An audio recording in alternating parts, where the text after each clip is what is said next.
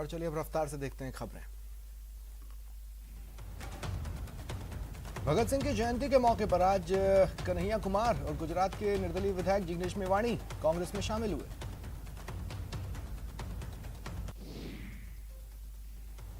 और तस्वीरें भी इस घटनाक्रम की सामने आई हैं। तस्वीरों में राहुल सामने बैठे दिख रहे हैं, कन्हैया सदस्यता ग्रहण कर रहे हैं।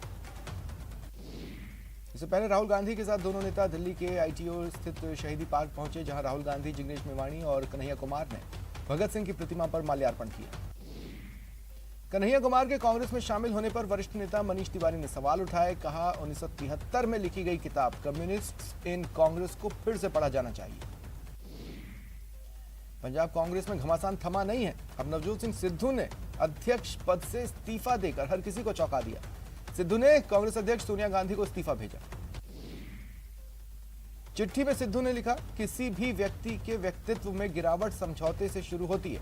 मैं पंजाब के भविष्य को लेकर कोई समझौता नहीं कर सकता, इसलिए पंजाब प्रदेश अध्यक्ष के पद से तुरंत इस्तीफा देता हूं।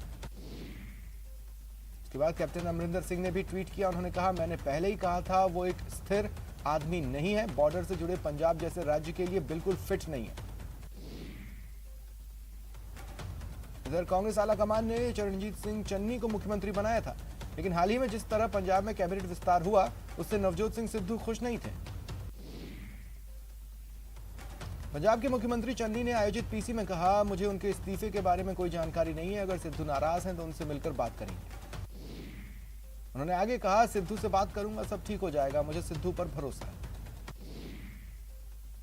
और इस बीच कैप्टन अमरिंदर सिंह दिल्ली पहुंच गए। माना जा रहा है कैप्टन गृह मंत्री अमित शाह और बीजेपी के राष्ट्रीय अध्यक्ष जेपी नड्डा से मिल सकते हैं।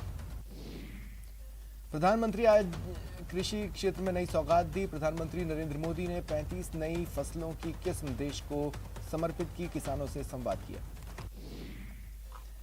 पीएम मोदी ने वीडियो कॉन्फ्रेंसिंग के जरिए कहा, देश की अलग अलग परिस्थितियों को ध्यान में रखकर इन फसलों को तैयार किया गया है।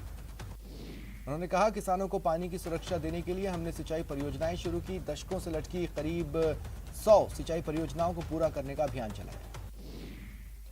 दुनिया भर में अपनी आवाज का जादू बिखेरने वाली स्वर कोकिला लता मंगेशकर का जन्मदिन है। आज वो 92 साल की हो गई। प्रधानमंत्री नरेंद्र मोदी ने लता मंगेशकर को जन्मदिन की बधाई दी।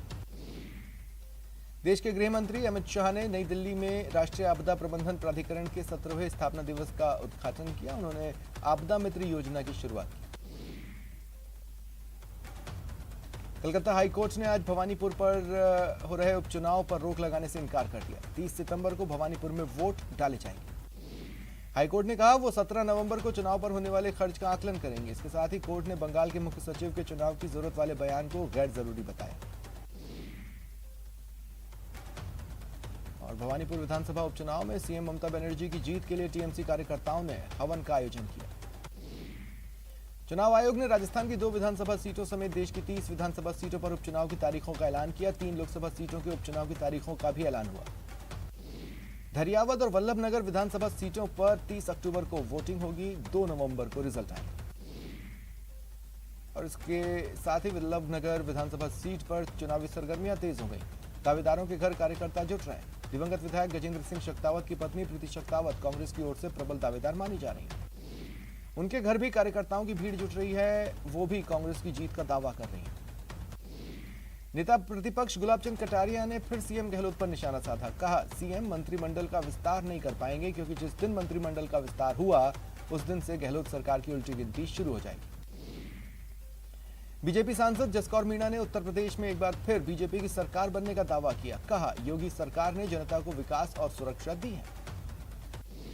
दिल्ली सरकार आज शहीद भगत सिंह की जयंती के मौके पर देशभक्ति करिकुलम लागू करने जा रही है। पाठ्यक्रम छत्रसाल स्टेडियम में आयोजित एक कार्यक्रम में मुख्यमंत्री अरविंद केजरीवाल द्वारा लॉन्च होना है। पूर्व राष्ट्रपति प्रणब मुखर्जी की बेटी शर्मिष्ठा मुखर्जी ने राजनीति छोड़ने का ऐलान किया। कहा, अब वे सामाजिक और आर्ट और कल्चर से जुड़े काम आगे बढ़ाएंगे। बॉम्बे हाईकोर्ट ने वर्क प्लेस में सेक्सुअल हरासमेंट से जुड़े मामले की मीडिया रिपोर्टिंग पर रोक लगाई। इस तरह के मामलों की मीडिया रिपोर्टिंग के दौरान संस्थान का नाम प्रकाशित और प्रसारित नहीं करने के निर्देश दिए। कोर्ट ने कहा, इस तरह के मामलों में लगातार बढ़ा चढ़ाकर रिपोर्टिंग देखी जा रही है, जो कि आरोपी और पीड़ित पक्ष दोनों के अधिकारों का हनन है। उत्तरी कश्मीर में एलओसी के पास उरी सेक्टर में सेना ने एक पाकिस्तानी आतंकी को गिरफ्तार किया। एक आतंकी को मार गिराया। ये घुसपैठ की कोशिश में थे। पकड़े गए पाकिस्तानी आतंकी के पास से भारी मात्रा में हथियार और गोला बारूद मिला। इनके पास 5 AK-47, 8 पिस्टल, 70 ग्रेनेड मिले।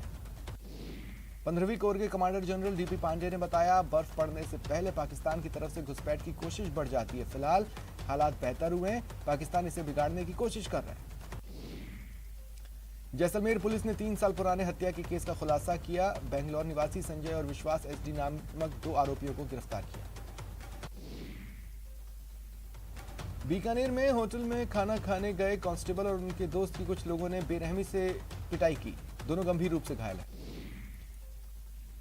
भरतपुर के लखनपुर थाना क्षेत्र में रास्ते को लेकर 2 गुटों में लाठी डंडे चले। 4 लोग गंभीर रूप से घायल हुए। बाड़मेर के धोरीमन्ना थाना क्षेत्र के बांडा बेरा गांव में एक कलयुगी बेटे ने अपने पिता की पीट कर हत्या कर दी।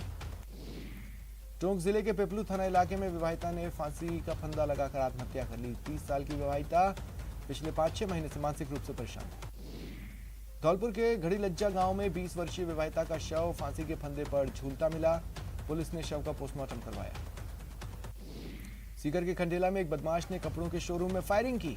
अचानक पहुंचे युवक ने दुकान पर फायरिंग की। गोली दुकान के कांच में लगी। रुकते हैं ब्रेक के लिए।